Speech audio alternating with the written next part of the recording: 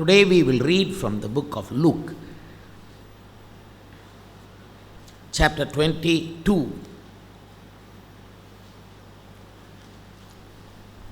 and from verse 14. Open your Bible and keep this portion. Meditate the important portions of these scriptures. You can read with me or you can listen. And when the hour has come, he sat down and the 12 apostles with him.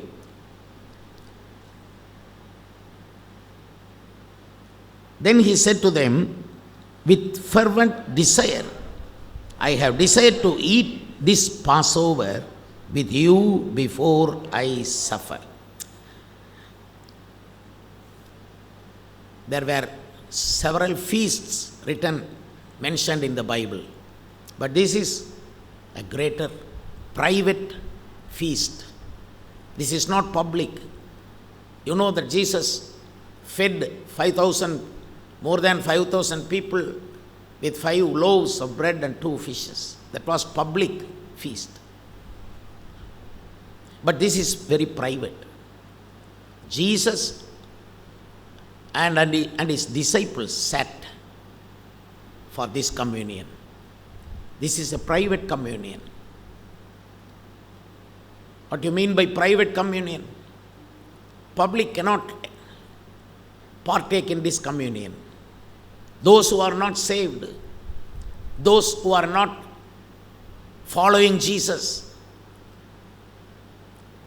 they cannot partake in the communion. Only those who follow Jesus.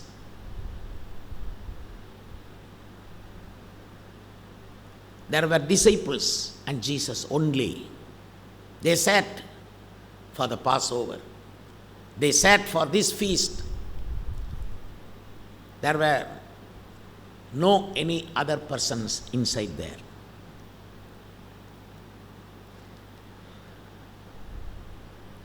Chapter 22 and verse 8, you see,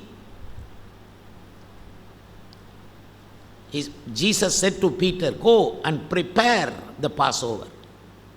It takes preparation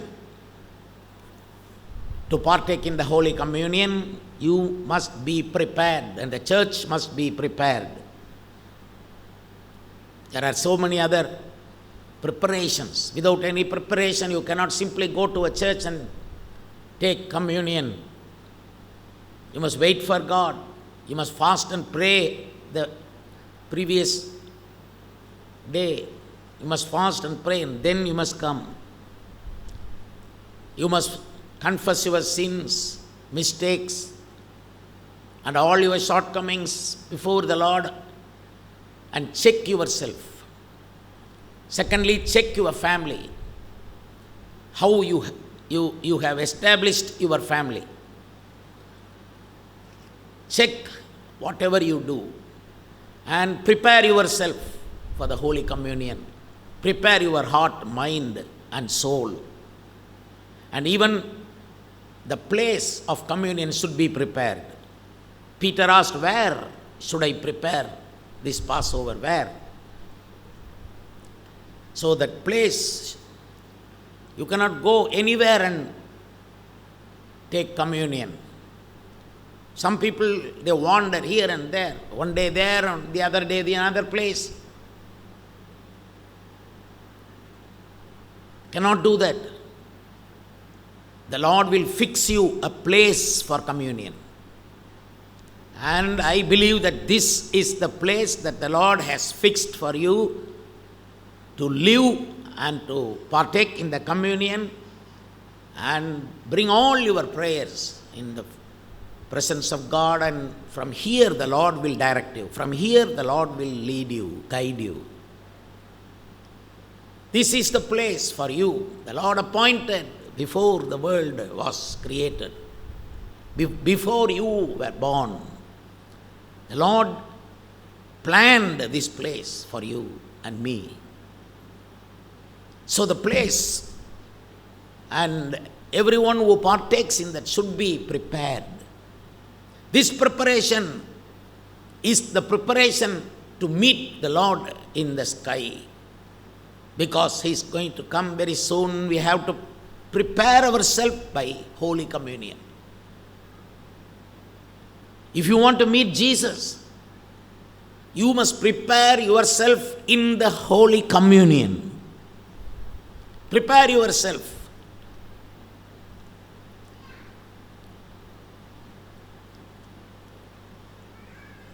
Then the Lord and the disciples, verse 14, when the hour had come, He sat down and the 12 apostles with them. No children there.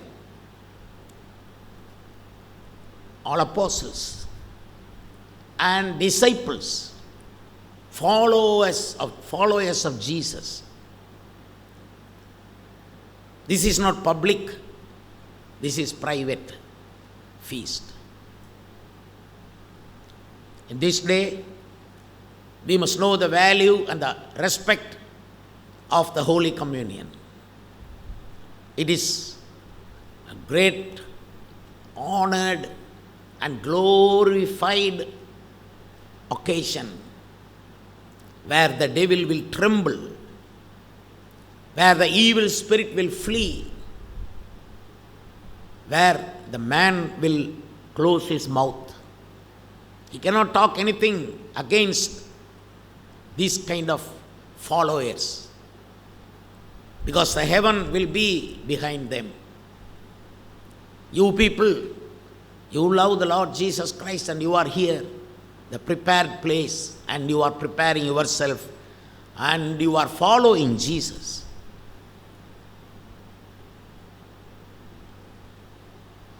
Verse 15, then He said to them, with fervent desire I have desired to eat this Passover with you before I suffer. You must partake in this communion with fervent desire. You must desire for this. You must have thirst. You must have hunger for the Holy Communion. But many people, they don't do that. There is a formal thing in the churches nowadays. Monthly once. A formal program or a habit. Some Christians, they have this habit, and if they don't partake in the communion one month, they will have every month. In 1 month, if they don't partake in the communion, they feel very bad. They get sick. That is just a habit, that's all. But you must have the fervent desire to partake in this Holy Communion. That means, that is a sign that we have so much desire for the Lord. Our heart thirsts and have hunger for Jesus. We don't love anything except Jesus. Anyone except Jesus. Anything except Jesus. The Holy Communion is the thirst and hunger of children of God, of the followers of Jesus Christ. This is a hunger for us. Prepare for us, O God, a Holy Communion. Those days, disciples prepared. But now the Lord has to sit and prepare for us a Holy Communion. We will also prepare ourselves. The Lord will set everything perfectly. You must have the desire. Desire is the most important thing. Desire for Jesus. Thirst and hunger for the righteousness, for God. Thirst and hunger to serve Him. This is living water. This book is not a book of empty words. This is living water. It can create. This can solve any problems. This can beautify a person. This can uplift anybody. This is a living water. But you must have the desire to take it. If you don't have the desire to put your mind into the Word of God, it will never enter, it will stand out of your doors. God's Word will come, but it will not penetrate your heart if you are not allowing. You must have the desire to worship the Lord. You must have the desire to serve the Lord. You must have the desire to have this holy communion with the saints. People, they have friendship with so many people, maybe greedy people, drunkards. They will gather together, they will celebrate their friendship. But this one is holy. This one is different. You must have a holy desire to partake in this holy communion. Verse 17. Then he took the cup, Jesus took the cup and gave thanks and said, "Take this and divide it among yourselves." When Jesus took the cup in that Passover, in that feast, private feast, he took the cup and gave it to the disciples and said, "Take it and divide this among yourselves." That is a beautiful word. The church should divide among themselves God's glory, the Lord's word and the message of God. Divide among yourselves. People should divide all what they receive from God to someone in the church. If you received some faith, the gift of faith, share, divide it in the church. If you have some gifts of the Holy Ghost, divide in the church. If you have wisdom of God, divide it in the church. That means spend in the church. Use it in the kingdom of God, so that you will be blessed and the kingdom of God will grow. Divide the cup. It is a beautiful thing to divide the blessings of God to so many people. If you keep the blessing for yourself, you receive a blessing from God and keep it for yourself, very soon it will fade away. It will go out from you. It will not stand there.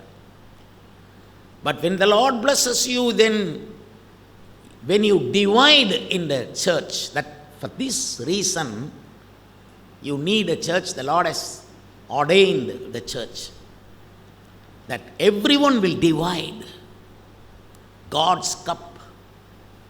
You know, God has given His cup to the church, not to the public. The Lord has given His cup to this church. We have to carry the cup of God and we have to divide, share. You share all what you have, not to the public,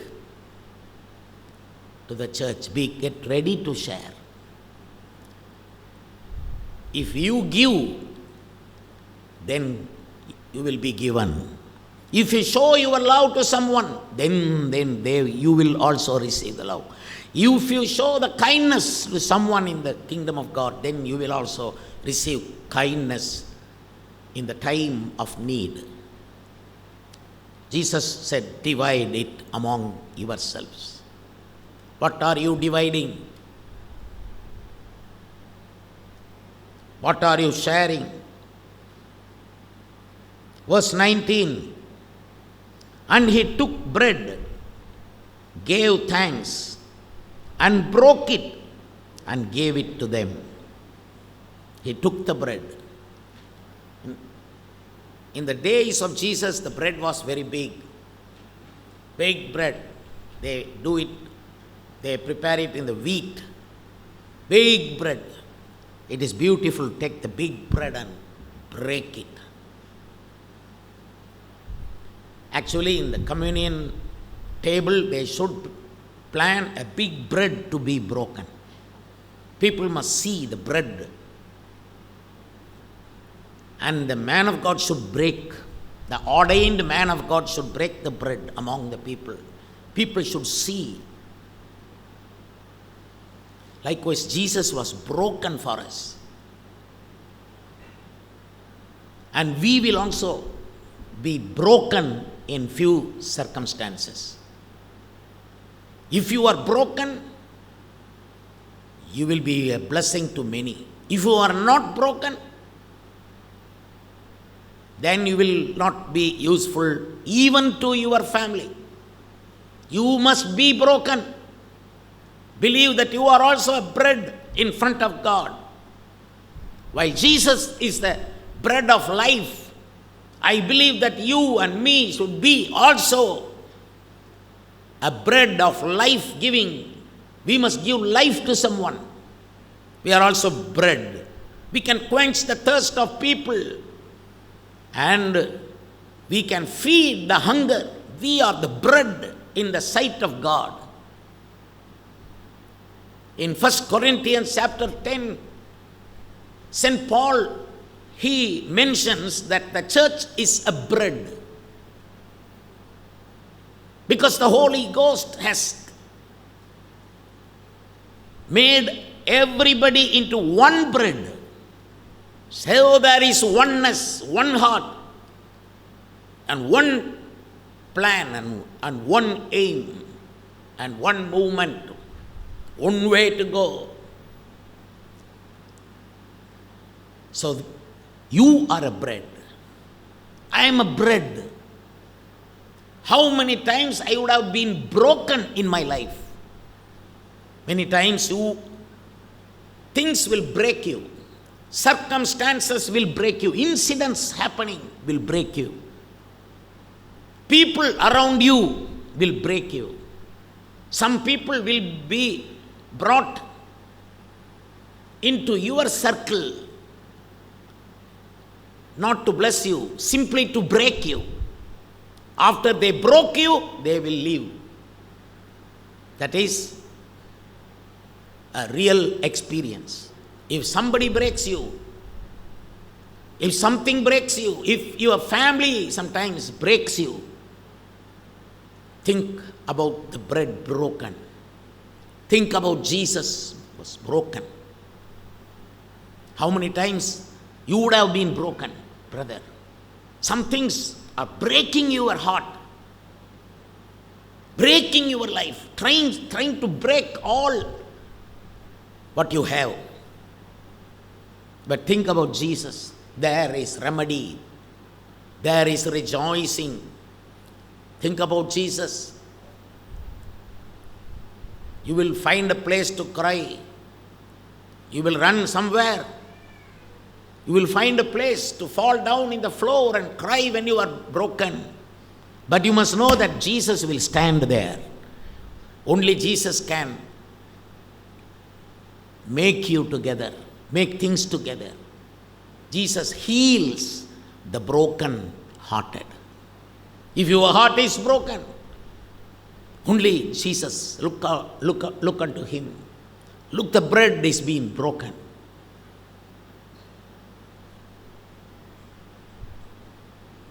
And we think that we broke Jesus.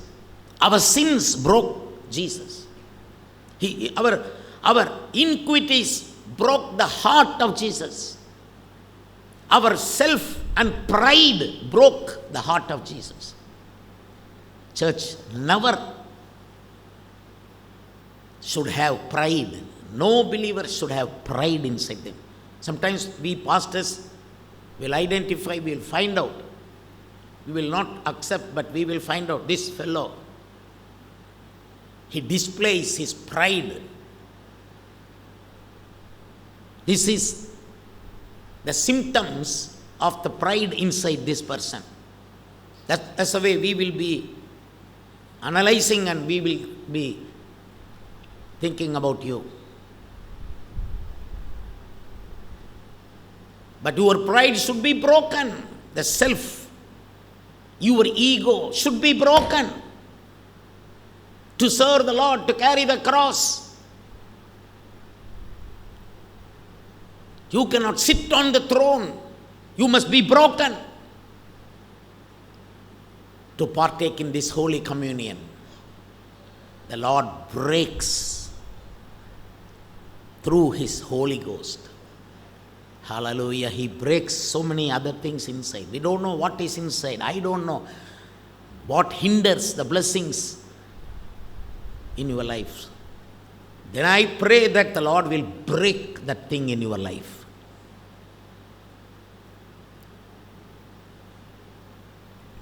God answers my prayer. I know that.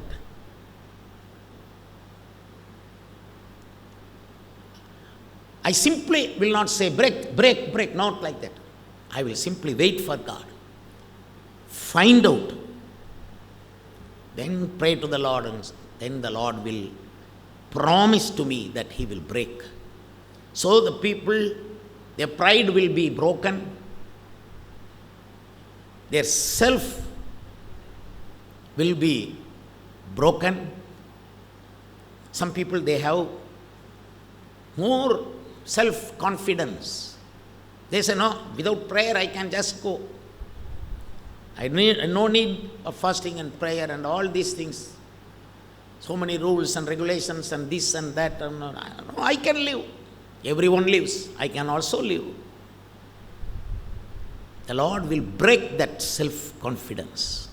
Without Jesus, never. You cannot do anything. Jesus said, without me, you can do nothing. Don't believe yourself too much. Some people, they believe their children too much. They educate the children and send them to the job, and they are waiting for them. You believe your children. I have also 5 children. I never believe any children more than the Lord. I love my children, but I don't depend on them. I depend on my Christ Jesus. Hallelujah. Who called me, who sealed me, who anointed me. So people of God, believe, don't put your whole confidence on your children. Abraham tried to do that. The Lord said, go to the Mount of Moriah and give him as an offering. The Lord doesn't want us to put our faith on something or somebody, because He is the Creator, He is the God. If we seek Him, if we are broken before Him, He knows how to come and heal us, how to come and gather the things which were broken in your life. So many things would have be broken in your life. Your setup, your aims, your structure would have been broken. Thank God the Lord will build everything. But you must be broken even in the day of Holy Communion. Jesus took the bread and broke. The same verse, He said, this is my body which is given to you. Verse 19 I said, the second portion. This is my body which is given for you. Do this in remembrance of me. Holy Communion is the remembrance of Jesus. It is not remembrance of any other person, any other good things. You cannot, I think, God's people, you would have done so many good things to your family, so many good things to your society, so many good things to the church, but you cannot take anything and come in front of God. You must think only about Jesus. Hallelujah. Think what Jesus did. Today, don't think how much you did for God. You did for Jesus. That is not the way. Think how much Jesus has done for you. He said, remember me. This is a remembrance of his death, his sufferings, and his second coming. This is a remembrance of his coming. If you celebrate this in remembrance, the Lord will remember you. The Lord will remember your prayers, your cry. In the whole life, I was in the Holy Communion with tears. I like to be in the Holy Communion. Holy Communion is different. It brings a different atmosphere around us. It brings the whole glory around us. It brings the love of Jesus, overflowing, overwhelming love among us. Hallelujah.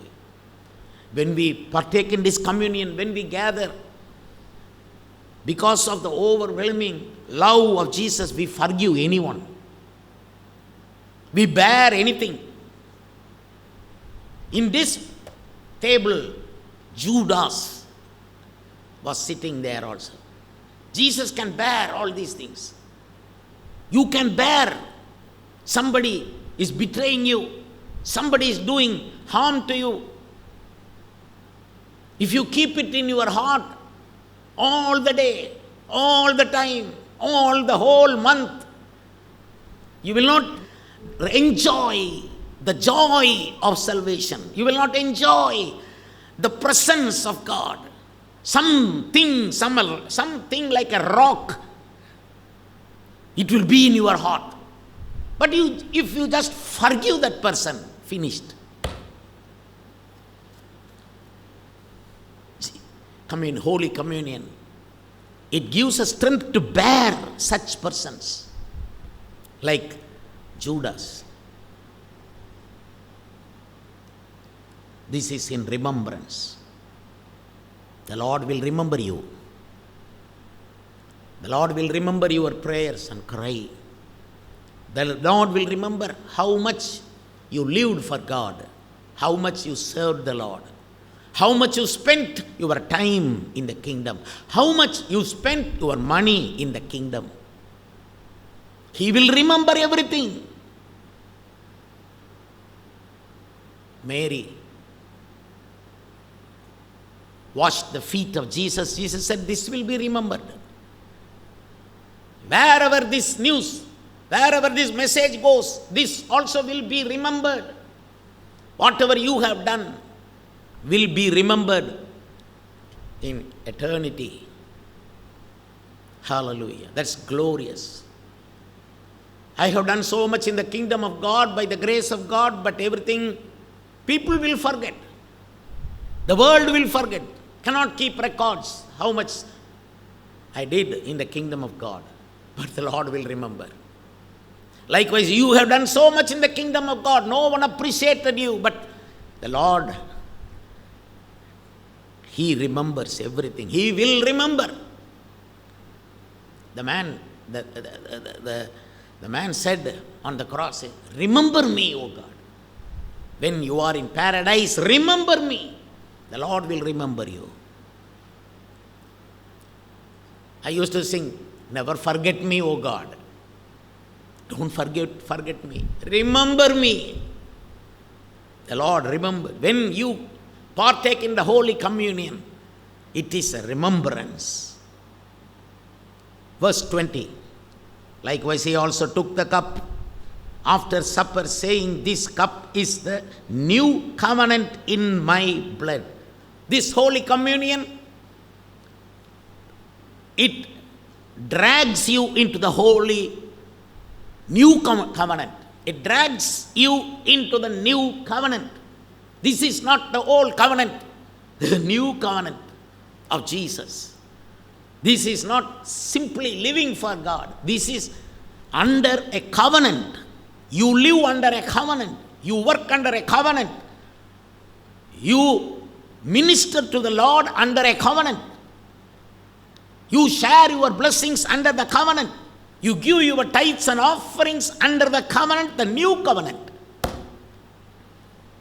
We live in the new covenant of forgiveness. We live in the new covenant of peace.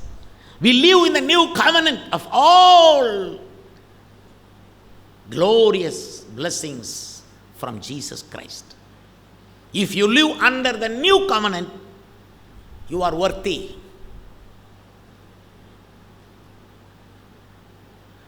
You are privileged to receive all the blessings from the Bible. Whether you understand or not, you will receive.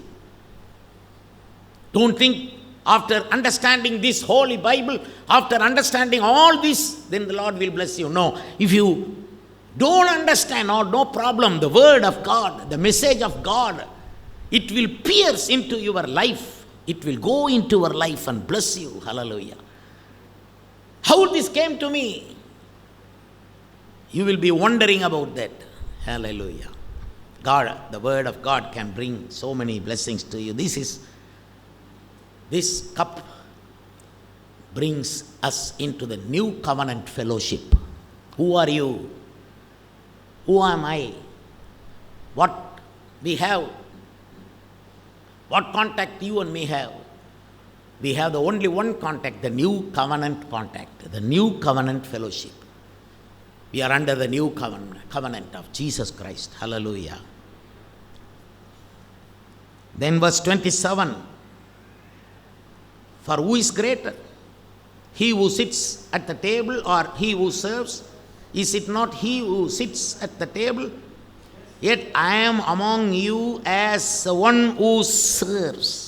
In this Holy Communion, the Lord, He makes us to serve the Lord, to makes us a servant. Wherever we go, we serve. Our mind will not be sitting on a throne. Our mind will be walking down to serve. When Jesus came into this world, He did not come and bring a big throne and sit in that. Jesus walked. He served. He washed the feet of the disciples. He proved that He was a server. He serves the people. He wants us to serve people, not to come and sit in the church and go. You can come, sit, you can go, but your mind should be ready to serve. If your minds, the congregation, if your minds are ready to serve, then the Lord will give us plans and projects in the ministry. So we must know that God has called us to serve.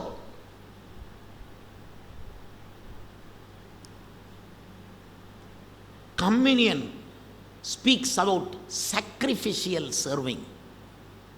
Hallelujah. When we serve the food, we don't eat first. Serve the people. If we have a little more in the last, then we will check whether everyone finished. Everyone ate. They are all satisfied.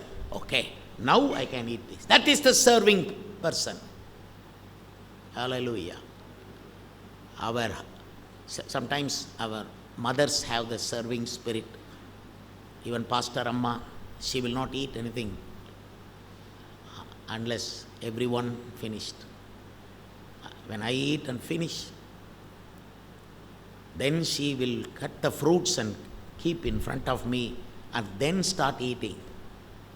All the day long. All those so many years, she had the heart of serving. People of God, you must have the spirit of service. Serve the people. Jesus said, I am among you as one who serves. Verse 28.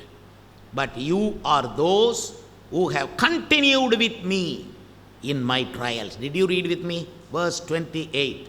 But you are those who continued with me in my trials. The people who partake in the Holy Communion, they are the ones who continue with Jesus, they continue with the man of God, they continue with the church, they continue even though the men of God goes under so many trials, they will continue. If you don't have this kind of fellowship, Holy Communion fellowship, you will not continue serving the Lord. Today you will serve, tomorrow I don't know. You don't know. Some young people, they will serve today, but after they get married, I don't know. But if they partake in the Holy Communion, they will continue even after their marriage. Even they get a good job. Even anything happens against them, they will still be continuing to serve the Lord. They will continue to do ministry in this church. They will continue to pray for the church. We want to grow. You people, such people, you must grow in that way. You must continue to pray, continue to serve the Lord. Pray without ceasing, continue the fasting, continue. That's a good word. Those who partook in the communion, they will continue. Jesus said, you are those who continued with me in my trials. You know, the ministry will have so many trials and tribulations and sufferings and needs, but you people will support. When the hard times comes, I have seen in public, people will come near, but when the hard times come in the church, people will hide somewhere. Few people did like that. I expected them to come and stand, but they hid themselves. You were with me. When I carry the burden of this ministry, you people helped me. You helped. Hallelujah. And also, in this Holy Communion, I said that this was a common communion, common feast. But even though it was common, and he published so many things to the 12 disciples and taught them and did everything, but there were 2 persons who received personal prophecies. One was Judas, other was Peter. What Judas had, he had a prophecy. Verse 22, chapter 22, verse 22. He said, and truly the Son of Man goes as it has been determined, but woe to that man by whom he is betrayed. He did not point his hand towards Judas and say, you will betray me. He did not say that. He announced it very decently. That's the way we will also do, men of God. We will not point out you. We will not hit you like that. But we will decently say. There was a personal prophecy for Judas. He said, but woe unto that man. And another prophecy to Peter, verse 31. And the Lord said, Simon, Simon. See, there were 12 disciples. He did not say, Judas, Judas, you are going to betray me. He did not use that name boldly. Sometimes we don't use few names boldly in the ministry. Judas, Judas, you are going to betray me. He did not say that. Indirectly he brings out. Sometimes pastors indirectly we will be talking few things about few people, but you must realize, ask the Holy Ghost, is it about me? Is this thing about me? Then the Holy Spirit will prove, he will reveal. But here he says, Simon, Simon, indeed Satan has asked for you that he may sift you as wheat. Then he said, but I have prayed for you that your faith should not fail. I have prayed for you. Peter, Simon, Simon. Boldly the Lord calls out his name and said, Simon, Simon, the devil has asked for you. See how much dangerous things. The devil will ask for you. He wanted to ask for Job in those days. The devil will ask for you. Give this man for me. Give this woman to me. The devil will ask for you. But Jesus will stand there. Praise the Lord. Hallelujah. Will stand there and say, he will pray that our faith will not fail. Jesus said that Satan has asked for you to sift you as the wheat. But I thank God, Peter was not a chaff, he was the wheat for God. Amen, hallelujah. I have seen so many chaffs fly away. But even though we fall in the sifting of the Satan, then also still we will be living for God, still we will be serving the Lord.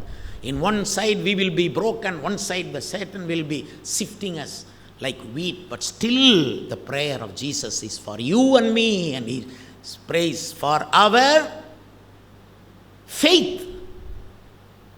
Jesus prayed for the faith of Peter, the Simon Peter.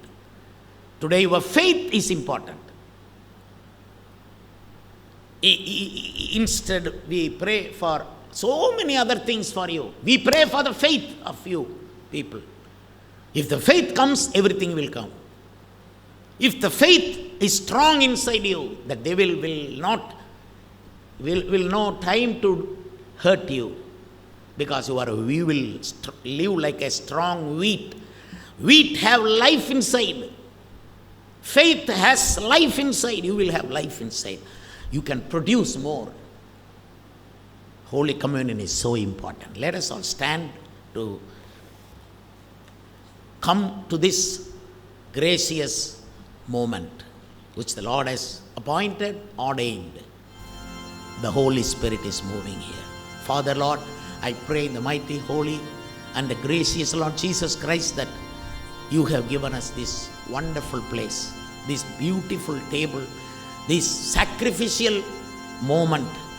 Bless those brothers and sisters. Cleanse them by thy blood and thy word. Let them walk in thy ways. Let them follow you, be the followers of Jesus and Jesus only. In Jesus' name we pray. And everyone said amen. Amen. Hallelujah, hallelujah, hallelujah. Come on, everybody clap your hands and amen, amen, amen. Now this is amazing grace. This is unfailing love, that you would take my place, that you would bear my cross. You would lay down your life, that I will be set free. Oh, Jesus, I pray, Lord, all have you done for me? Worthy is the Lamb who was slain. Worthy is the King who conquered the grave. Worthy is the Lamb who was slain. Worthy is the Lamb who conquered the grave. Sing it. Worthy is the Lamb who was slain. Worthy is the King. Worthy is the King who conquered the grave. Worthy is the Lamb who was slain. Worthy is the King who conquered the grave. This is amazing grace. This is unfailing love. Sing. That you would take my place, that you would bear my cross. You will lay down your life, that I will be set free. Oh, Jesus, I thank you. All have you done for me. To him who overcomes, I will give to eat from the tree of life, which is in the midst of the paradise of God. To him who overcomes, I will give to eat from the tree of life. Clap hands and worship the Lord.